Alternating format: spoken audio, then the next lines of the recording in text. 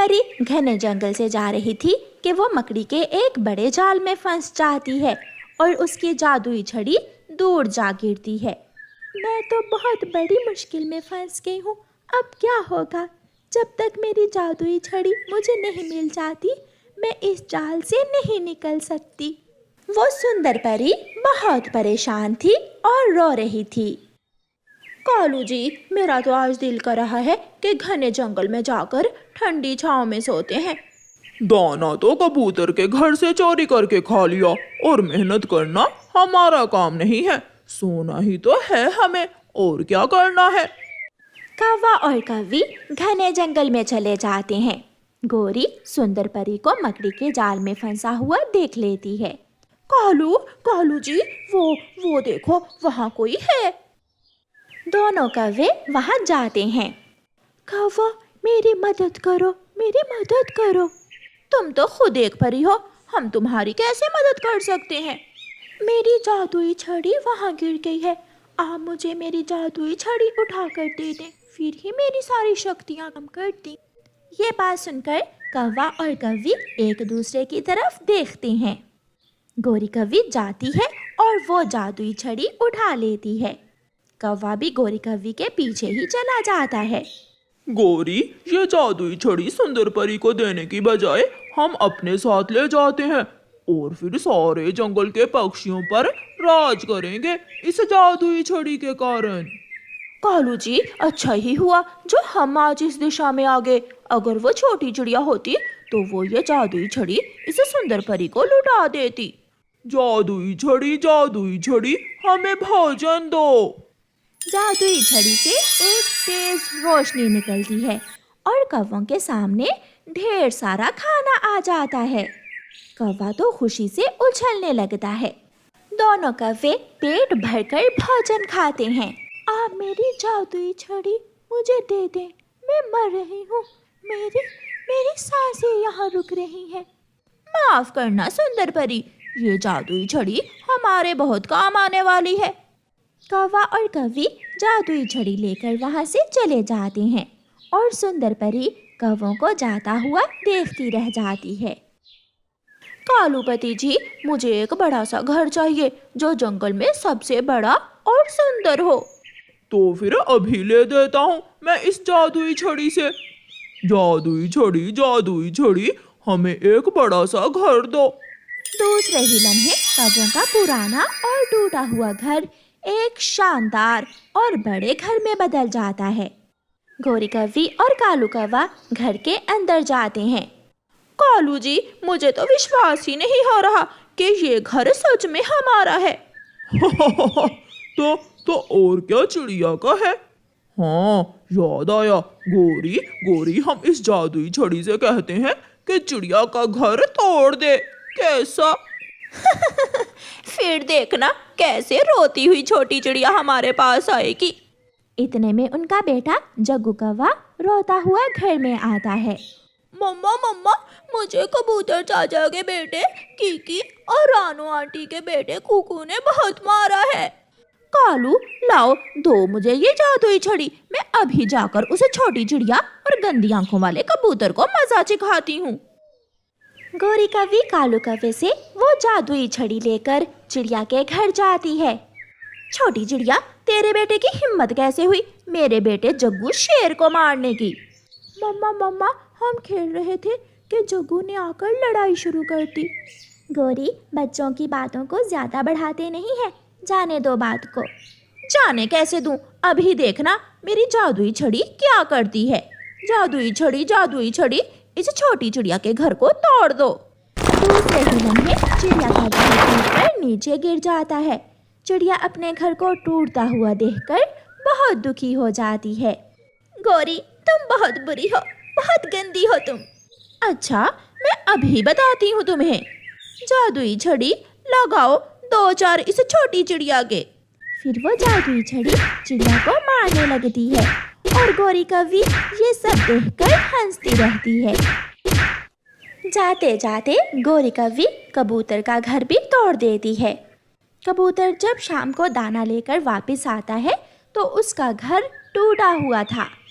कबूतर अपना घर टूटा हुआ देखकर रोने लग जाता है। मेरे साथ ये किसने जुल्म किया? मेरा नया घर किसी ने तोड़ दिया। फिर वहाँ चिड़िया रोती हुई आ जाती है। कबूतर भाई, ये क्या, तुम्हारा घर किसने तोड़ दिया? मुझे क्या मालूम, मैं तो अभी अभी दाना लेकर आया हूँ।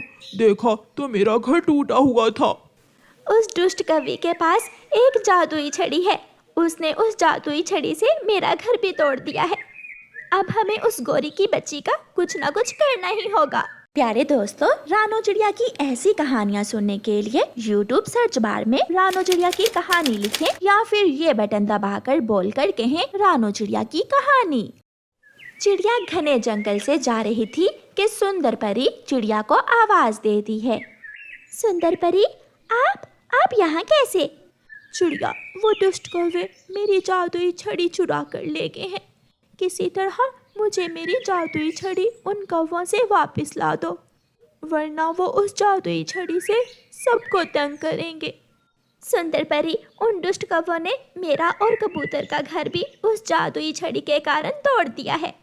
लेकिन आप चिंता ना करें, मैं अभी जाती हूँ और उन कौवों से किसी तरह वो जादुई छड़ी वापस लाती हूँ। फिर चिड़िया वहाँ से चली जाती है। चिड़िया और कबूतर रात होने का इंतज़ार करते हैं और फिर जैसे ही रात होती है, चिड़िया और कबूतर कौवे के घर की तरफ जाते हैं। कौवा और कौवी पेट भरकर भोजन खाने के बाद सोए हुए थे। कबूतर भैया, आप यहाँ बैठे, मैं आहिस्ता से जाती हूँ और जादुई छड़ी उठाकर ले आती हूँ। चिड़िया, ध्यान से जाना, अगर उन कौवों को पता चल गया तो मुसीबत खड़ी हो जाएगी। फिर चिड़िया चुपके से कौवों के घर में घुस जाती है। चिड़िया इधर उधर देखती है। अलमारी के ऊपर रखी हुई जादुई छड़ी चिड़िया देख लेती है। चिड़िया वो जादुई छड़ी उठाकर वहाँ से निकल जाती है। कबूतर और चिड़िया रात के अंधेरे में घने जंगल में जाते हैं और सुंदर परी की जादुई छड़ी उसे लुटा देते हैं। जादुई छड़ी मिलते ही सुंदर परी के शरीर में जान आ जाती है और वो कहती है, आपने मेरी मदद की, आप दोनों का बहुत बहुत धन्यवाद।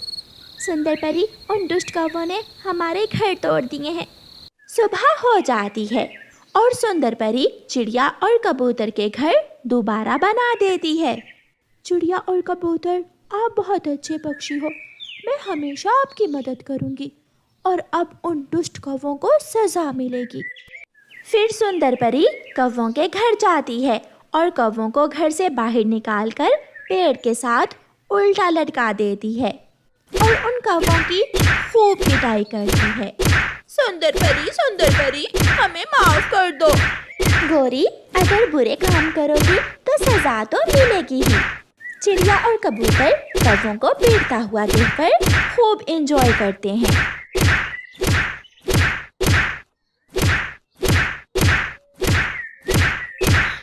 गुड़िया का बूढ़ा पिता उसकी बीमार माँ को ना बचा सका। गुड़िया की माँ मर गई थी। गुड़िया बेटी, मैं कुछ ना कर सका, मैं ना बचा सका तुम्हारी माँ को, मुझे माफ कर देना। पिताजी, जो हो सकता था आपने किया। साहूकार से पैसे लेकर माँ का इलाज करवाया, मगर जाने वालों को कौन रोक सकता है। गुड़िया का पिता जंगल से लकड़ी काट कर लाता और उसी से अपने घर को जलाता था, मगर अब उसमें इतनी जान नहीं बची थी कि अब लकड़ी काट सके। उसकी बेटी गुड़िया बहुत ही सुंदर और समझदार थी। एक दिन जब गुड़िया का पिता लकड़ी काटने जा रहा होता है तो उसकी बेटी उससे कहती है, पिताजी, मैंने आपसे कई बार कहा है, अब आपके शरीर में इतनी ताकत नहीं है कि आप लकड़ी काट सको। आपको आराम की ज़रूरत है, आप आराम क्यों नहीं करते हो? बेटी, मैं आराम कैसे कर सकता हूँ, तुम्हारी शादी भी करनी है और उस साहूकार कौवे के पैसे भी तो लुटाने हैं। फिर गुड़िया के पिताजी अपना कुल्हाड़ा लेकर जंगल में चले जाते हैं। घने जंगल में जाकर गुड़िया का पिता लकड़ी काटने लगता है। उसे थोड़ी दूर कोई आवाज़ सुनाई देती है।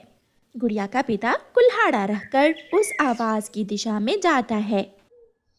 तुम उल्लू होगे दूसरों के लिए, मेरे लिए तो तुम बड़ी आंखों वाला कमजोर पक्षी ही है। सुन ले बूढ़े, मेरी बात ध्यान से सुन ले। ये थैली तुम मुझे दे दो, वरना वरना क्या वरना? चोरी हम दोनों ने की है और ये सिक्के भी आधे आधे होंगे। इसी बात पर दोनों में लड़ाई शुरू हो जाती है और वो दोनों उल्लू और चोर कौवा एक दूसरे को मारने लगते हैं। वो दोनों लड़ते रहते हैं और एक दूसरे को जान से मार देते हैं। गुड़िया का पिता जो छुपा हुआ ये सब देख रहा था, आहिस्ता आहिस्ता वहाँ आ जाता है। इस थैली में ऐसा क्या है जो इन दोनों ने एक दूसरे की जान ले ली? गुड़िया का पिता उस थैली को खोलता है तो हैरान हो जाता है। उस थैली में सोने के सिक्के थे। गुड़िया का पिता अपना कुल्हाड़ा उठाता है और वो सोने के सिक्कों वाली थैली लेकर अपने घर की तरफ चलता है। घर जाकर वो सारी बात अपनी बेटी को बताता है। बेटी, अब मुझे समझ नहीं आ रही कि मैं ये सोने के सिक्कों की थैली का क्या करूं। पिताजी, हम इंतजार करते हैं, शायद जिसकी ये थैली हो वो ढूंढता हुआ आ जाए। हाँ बेटी, हमें इंतजार करना होगा और सबसे ये बात छुपा कर रखनी होगी, वरना सारा जंगल ही इस थैली का मालिक बन जाएगा। दूसरे दिन गुड़िया का पिता फिर से जंगल जा रहा था कि रास्ते में उसे साहूकार, गोरी कव्वी और कालू कौवा रोक लेते हैं। हाँ भी बूढ़े चिड़े, कब लुटाएगा मेरा कर्ज? अगर कर्ज के पैसे नहीं हैं तो अपना घर ही हमें दे दो। कृपया करें, मुझ गरीब पर रहम करें। मैं कुछ दिनों तक आपका कर्ज लुटा दूंगा। मुझे काम पर जाने दे। अगर मैं काम पर ना गया तो मेरी बेटी खाना कहाँ से खाएगी? बुड्ढे चिड़े, कल तक का समय है तुम्हारे पास। या हमारे पैसे हमें वापस कर दो या अपनी बेटी को मेरे घर काम पर भेज देना। गुड़िया का पिता चला जाता है। थोड़ी देर बाद कबूतर जंगल में ऐलान करने आता है। सुनो सुनो सुनो, राजा जी की तरफ से ऐलान है। रानी की एक सोने के सिक्कों से भरी हुई थैली चोरी हो गई है। वो थैली जिसे भी मिले राजा जी के महल में पहुंचा दे। शुक्रिया। गुड़िया ये ऐलान सुनकर खुश हो जाती है और बेसब्री से अपने पिता का इंतजार करने लगती है। शाम हो जाती है। गुड़िया के पिता ने कुछ लकड़ियां काट ली थीं। वो लकड़ियां बेचकर गुड़िया का पिता अपनी बेटी के लिए खाना लेता है और अपने घर की तरफ चलता है। पिताजी, पिताजी, दोपहर को एक पक्षी ऐलान कर रहा था कि जो थैली हमें मिली है वो राजा की रानी की चोरी हुई है। हमें वो थैली लेकर राजा जी के पास जाना चाहिए। शायद वो उल्लू और कौवा ये सोने के सिक्कों से भरी थैली रानी की ही चोरी करके लाए थे। तभी उनके दरवाजे पर दस्तक होती है। गुड़िया दरवाजा खोलती है। तुम बेटी हो मानो चिड़े की? जी अंकल, आप अंदर आ जाइए। कालू कौवा घर के अंदर आ जाता है। मुझे पता है तुम गरीब पक्षी जो पैसे लेकर खर्च कर लेते हो तो वापस करना बहुत मुश्किल हो जाता है। हाँ, एक रास्ता है तुम्हारे पास, अगर पैसे नहीं है तो। बताइए बताइए साहूकार जी, क्या रास्ता है? तुम अपनी बेटी की शादी मुझसे कर दो। ये सुनकर गुड़िया और उसका पिता हैरान हो जाते हैं। आप ये बात कैसे कर सकते हैं? आप मेरे पिता की उम्र के हैं। साहूकार जी, मुझे इतना रुसवा ना करें। मैं जानता हूँ मैंने आपका कर्ज देना है। मैं लुटा दूंगा जैसे भी हुआ। मैं बताऊंगी, मैं आपकी पत्नी गौरी ताई को बताऊंगी। ना ना, मैं तो मजाक कर रहा था। अच्छा, अब मैं चलता हूँ। मेरे पैसे मुझे जरूर लुटा देना। कौवा वहाँ से चला जाता है। गरीब बाप बेटी बैठकर अपनी गरीबी पर रोने लगते हैं। प्यारे दोस्तों, रानो चिड़िया की ऐसी कहानियाँ सुनने के लिए YouTube सर्च बार में रानो चिड़िया की कहानी लिखें या फिर ये बटन दबाकर बोलकर कहें रानो चिड़िया की कहानी। सुबह हो जाती है। गुड़िया अपने पिता से कहती है, पिताजी, मैं भी आपके साथ जाऊंगी वो थैली लेकर राजा जी के महल में। हाँ बेटी, एक बार सोने के सिक्के देख लो, पूरे हैं ना? पिताजी, मैंने थैली अच्छे से देख ली है। फिर गुड़िया और उसका पिता वो सोने के सिक्कों वाली थैली लेकर राजा के महल की तरफ चल देते हैं। हमने राजा से मिलना है, कोई चीज लुटानी है राजा जी को हमने। आप यहाँ रुकें, मैं अभी राजा जी से पूछ कर आता हूँ। फिर कबूतर राजा जी के पास जाता है। राजा जी, एक बूढ़ा चिड़ा और उसकी बेटी आपसे मिलना चाहते हैं, उन्हें मेरे पास ले आओ। कबूतर जाता है और गुड़िया और उसके पिता को महल के अंदर ले जाता है। राजा जी और रानी जी, ये आपके सोने के सिक्कों की थैली हम आपको वापस करने आए हैं। राजा और रानी वो सोने के सिक्कों से भरी थैली देखकर खुश हो जाते हैं। छोटी चिड़िया, ये आपको कहाँ से मिली है? राजा जी, मैं जंगल में लकड़ियाँ काट रहा था कि एक उल्लू और कौवा आपस में इस थैली के लिए लड़ते लड़ते मर गए और मैं ये थैली वहाँ से उठा लाया। राजा जी, इन सिक्कों में से आधे सिक्के आप इन दोनों बाप बेटी को दे दें। इस जमाने में इन जैसे ईमानदार पक्षी बहुत कम हैं। महारानी, हम गरीब ज़रूर हैं मगर लालची नहीं। आप ये ले लें, हम जंगल से लकड़ियाँ काट कर अपना गुजारा कर लेते हैं। नहीं बेटी, ये आपका इनाम है। फिर तोता राजा आधे सिक्के गुड़िया को दे देता है और वो बाप बेटी खुशी खुशी अपने घर वापस आ जाते हैं। अभी वो घर पहुंचे ही थे कि कौवा और कौवी फिर से आ जाते हैं। अब तो एक काम ज़रूर होगा, या तुम्हारी बेटी मेरे साथ काम पर जाएगी या फिर मैं अपना कर्ज वापस लेकर ही जाऊंगी। आज कालू कौवा चुप था, शायद वो डर रहा था कि गुड़िया गोरी को शादी वाली बात ना बता दे। गोरी ताई, आप चिंता ना करें, आप घर जाइए, मैं अभी थोड़ी देर बाद आपके पैसे आपके घर लेकर आती हूँ। ये सुनकर गोरी बोलती है, कहाँ से लाओगी? मुझे उल्लू मत बनाओ।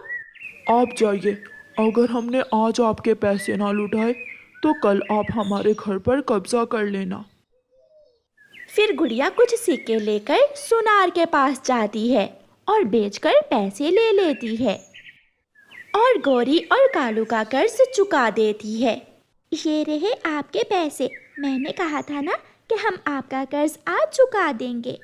गोरी का मुंह तो खुले का खुला रह जाता है, मगर कालू दूसरी तरफ देख रहा था, वो अब भी डर रहा था। गुड़िया अपने घर चली जाती है और दोनों बाप बेटी खुशियों भरा जीवन गुजारते हैं।